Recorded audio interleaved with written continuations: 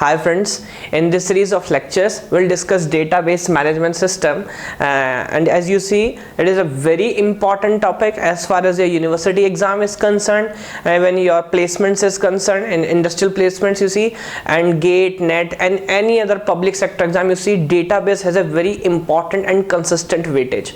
And most of the student they feel some topic very controversial, difficult, या तो समझ नहीं आता या तो बहुत टाइम लगता है कुछ प्रॉब्लम सॉल्व करने में.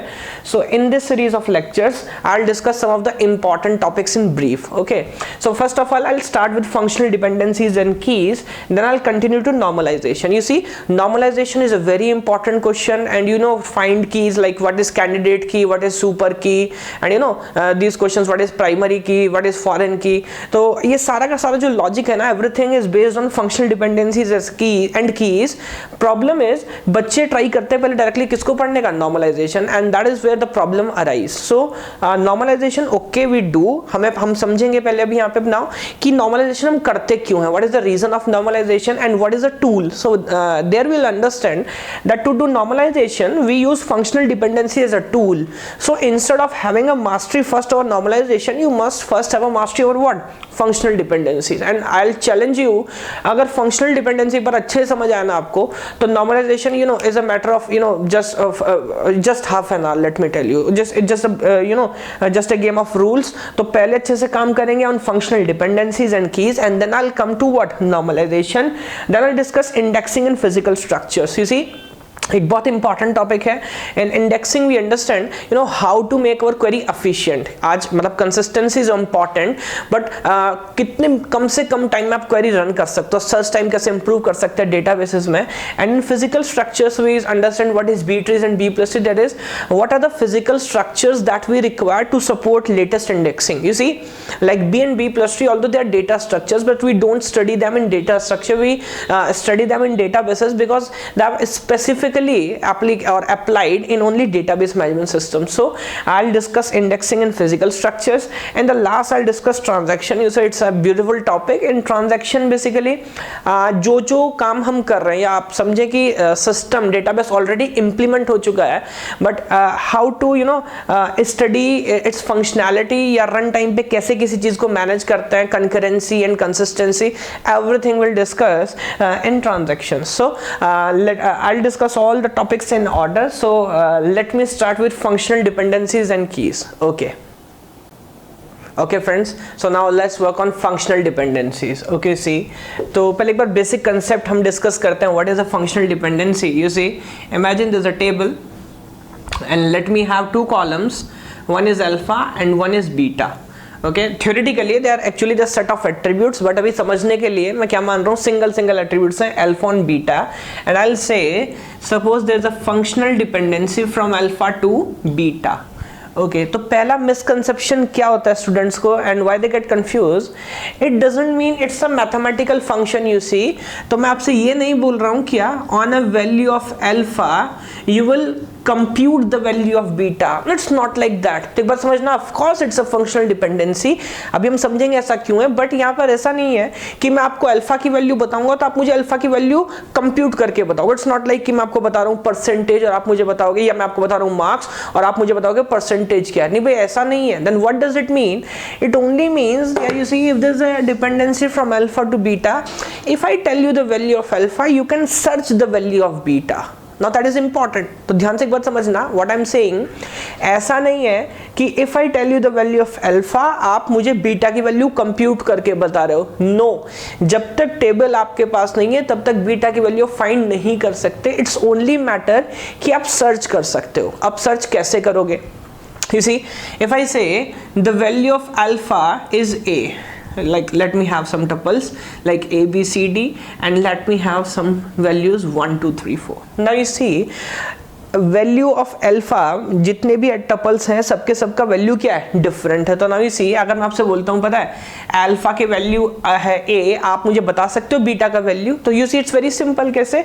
आप जाओ ढूंढो ए कहाँ पर है, और इट्स वेरी गुड दैट ए कितनी बार है, एक बार आया भाई. तो एक बार जहाँ ए वैल्यू है वहां पे बीटा का वैल्यू क्या है, 1. तो आप बता सकते हो बीटा का वैल्यू क्या है, 1. So that why we called it functional dependency. You see, एक बात आप समझना, अगर a यहाँ पर मल्टीपल टाइम्स आया होता, यू सी। अब मैं आपसे पूछता हूँ, बताओ अल्फा का वैल्यू a है, क्या आप मुझे बता सकते हो बीटा का वैल्यू क्या है? Answer is no. Why? Because यहाँ पे अल्फा का अकरेंस कितना है? Multiple times. And now you understand that why I called it as functional dependency. Reason you see, like functions आप पढ़ते हो मैथमेटिक्स 10th क्लास में आपने पढ़ा, तो you understand if I say there's a functional dependency or there's a function of fx to y, तो x की value पर रखने पर फंक्शन में आपको क्या वैल्यू मिलता है? y का। And let me tell you, on 1 suppose करो I get a, ये मैं आपसे बोल रहा हूँ that is true. On if I put the value of x1 you will get y का वैल्यू क्या? a। Now let me ask you, let me route to other statements. what? on 1 let me have b and on 2 let me have a। Now if this is true for sure, कि 1 पे आपको क्या मिलता है? a, तो आप मुझे बताओगे इन दोनों में से कौन पक्का गलत है? तो now you understand, is it possible कि ये सही हो? हाँ, ऐसा हो सकता है। यू अंडरस्टैंड फंक्शंस मैथमेटिक्स, तो दो x की डिफरेंट वैल्यू पर आपको y की सेम वैल्यू मिल सकती है, इसमें कोई प्रॉब्लम नहीं है। बट अगर एक बार 1 पे जनाब आपको क्या मिला है? a, then on every time on 1 you must have what? a, तो इसका मतलब ये स्टेटमेंट क्या है? गलत है। सो सेम लॉजिक क्योंकि यहां अप्लाई होता है, तो इसलिए यहां पे हम इसको क्या बोल रहे हैं? Functional dependency. तो अगेन लेट मी रिवाइज, तो यहां से मैं बोल रहा हूं मैथमेटिक्स में फंक्शन की हम बात करते हैं, जैसे फंक्शन f ऑफ x, और वहां पे आपको क्या वैल्यू मिल रहा है? y value. तो जब हमने वैल्यू रखा 1, वैल्यू क्या मिल रहा है? It's assumption. मैं आपसे बोल रहा हूं इट्स ट्रू। मैं आपसे जस्ट पूछ रहा था इन दोनों में से कौन सा स्टेटमेंट पक्का गलत है। तो सी ए 1 पे अगर एक बार वैल्यू आपको क्या मिला है? a, अब हर बार 1 पे क्या वैल्यू मिलेगा? a मिलेगा, बट यहाँ पे क्या मिल रहा है? b। तो now this statement is mathematically wrong, ऐसा नहीं हो सकता। बट क्या इस चीज का ऑप्शन आपके पास है? हाँ है। तो हाँ, 2 पे आपको a मिल सकता है, मतलब दो डिफरेंट वैल्यू पे आपको सेम वैल्यू मिल सकता है, बट सेम वैल्यू पे दो डिफरेंट वैल्यू आपको नहीं मिल सकता। बात समझ आ रही है? तो now you understand, very good. On alpha का वैल्यू a पे आपको क्या मिला? 1। अल्फा का वैल्यू a पे आपको क्या मिला? 2। Now is it a functional dependency? You see, अब अगर मैं आपसे बोलता हूं कि अल्फा का वैल्यू a है, आप मुझे बीटा का वैल्यू बता सकते हो? नहीं बता सकते, बिकॉज अल्फा का वैल्यू a दो टपल्स में है। Let me name them. So suppose this is tuple t1 and suppose this is tuple t2. Now you cannot tell what is the value of beta where value of alpha is what? A.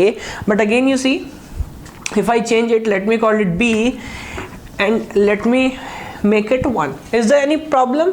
No. You see alpha के value 1 पे आपको beta का value क्या मिल रहा है? 1। और किसी और वैल्यू पर भी अगर आपको 1 वैल्यू मिले तो इससे हमें कोई प्रॉब्लम नहीं है। Okay, so let me conclude the argument. If I say there is a functional dependency, okay, let me write suppose fd, if there is a functional dependency from alpha to beta in a relational table, what does it mean? It means if I tell you the value of alpha, then you can what? Again you see, you can compute or search, so you cannot compute here, it's not mathematical function. If I tell you the value of alpha, then using that value you can search the value of what? Beta. तो भैया alpha का value use करके आप beta का value ढूंढ कर बता सकते हो। और कैसे ढूंढ पा रहे हो? बिकॉज मैं आपसे बोल रहा हूं अल्फा का वैल्यू a अगर एक बार है तो भाई वो एक ही बार होगा, उसको आप रिपीट नहीं कर सकते। दो अलग अलग वैल्यू पे आपको सेम वैल्यू मिल सकती है, बट अल्फा की एक वैल्यू पे आपको बीटा की दो वैल्यू नहीं मिल सकते। Get it? Now let me give you a more formal definitions now. Okay, so now let's understand. Let us consider a table capital R or a relational table capital R, and there are two set of attributes alpha and beta. So now you understand. मैं नहीं बोल रहा हूँ कि it's a single column. There may be set of attributes. हम just in example quote कर रहे हैं. So if there are two set of attributes alpha and beta, and mathematically I should write what? Both alpha and beta both are subset of our capital R, यानी कि ये दोनों जो भी set of attributes हैं, ये attributes belong करते किससे? With a table capital R or a relation capital R. Now I'll say if there is a functional dependency from alpha to beta. Now note मैं क्या बोलता हूँ और दोबारा आप सोचना आपको समझ आती बात कि नहीं। If there is a functional dependency from alpha to beta, and suppose let me have two imaginary tuples, suppose that is t1 and that is t2. If you say, if I say t1 of alpha is equal to t2 of alpha, okay तो इसका मतलब यहाँ पर जो दोनों value है now that is at some tuple t1 that is some tuple t2 और suppose करो लेट मी मान लेते हैं सपोज करो अगर यहाँ पर a है तो यहाँ पर भी क्या होगा a एंड जैसा हमने पहले समझा था अगर यहाँ वैल्यू सेम है then you can not have different value together. तो मैं कंक्लूड कर सकता हूँ क्या अगर t1 और t2 का अल्फा का वैल्यू क्या है same then it implies what that implies what t2 और t1 of beta should always be equal to what T2 of beta if this then this। now that is a method। एक बात आप समझना थोड़ा सा confusing है तो अगर यहाँ पर B है तो यहाँ पर भी आपको क्या मिलेगा साहब B ही मिलेगा बट यू अंडरस्टैंड ये कहने का तरीका है क्या कि अल्फा की एक वैल्यू पर बीटा की दो डिफरेंट वैल्यू नहीं मिल सकती आपको। तो उसको कह कैसे रहे कि अगर अल्फा की वैल्यू सेम है तो बीटा की वैल्यू भी क्या होगी same. What does it implies कि अल्फा की एक वैल्यू पे बीटा की आपको क्या मिलेगी same value. So that you know that is called functional dependency. तो इसको बस लिखने का मैथमेटिकल मेथड है क्या t1 ऑफ अल्फा पे अगर और t2 अल्फा अगर दोनों की वैल्यू साहब क्या है सेम तो बीटा पर भी दोनों की वैल्यू क्या होगी सेम। इसका मतलब जैसे मैं आपसे बोल रहा था अल्फा की हर वैल्यू पर बीटा की वैल्यू जो मिलेगी अल्फा की सेम वैल्यू पर बीटा की डिफरेंट वैल्यू आपको नहीं मिल सकती। ओके हाँ इसको हम क्या बोलते हैं that is called determinant.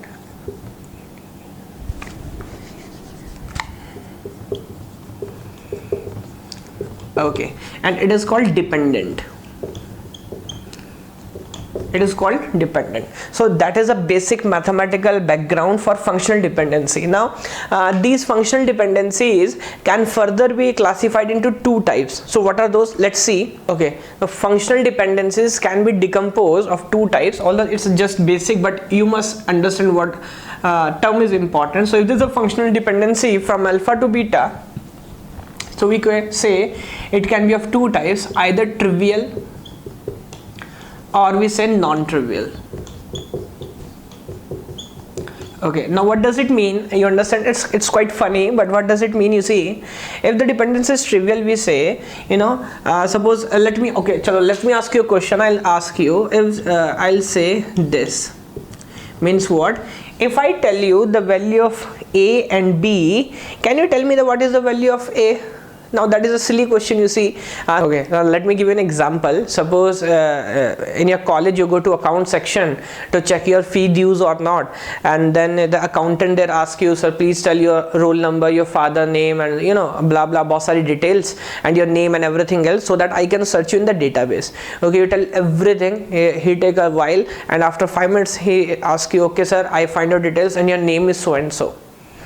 Now what does it mean you see आपने उसको अपना नाम बताया बहुत सारे डिटेल्स बताया वो दोबारा कह रहा सर आपका नाम ये है। अब ये बात सही है कि गलत है। तो नाउ यू सी क्वेश्चन अगर आप एफिशिएंसी का पूछते हो तो ये अलग बात है बट क्या आंसर सही होगा ऑफ कोर्स क्योंकि आपने खुद ही नाम बताया तो नाम वो आपको क्या बताएगा सही बताएगा। तो now you understand I say if there is a dependency from alpha to beta if there is a dependency from alpha to beta and you imagine if मान लेते हैं beta is a subset of alpha sorry if beta is a subset of alpha then can we say always that is it of any use you see alpha to beta कोई dependency हमारे पास है और beta already क्या है subset alpha का। इसका मतलब मैं आपको जो भी बता रहा हूँ मैंने आपको बताया a और b का वैल्यू और आप मुझे दोबारा क्या बता रहे हो a का वैल्यू भाई ये मुझे पहले से पता था बिकॉज जो आप बता रहे हो जो बीटा आप बता रहे हो वो पहले से सबसेट है किसका अल्फा का। But you know understand this thing is this functional dependency valid of course dependency is valid because इस वैल्यू पर आप मुझे वैल्यू कोट कर पा रहे हो that is fine but point to be noted इसको हम क्या बोलते हैं ट्रिवियल।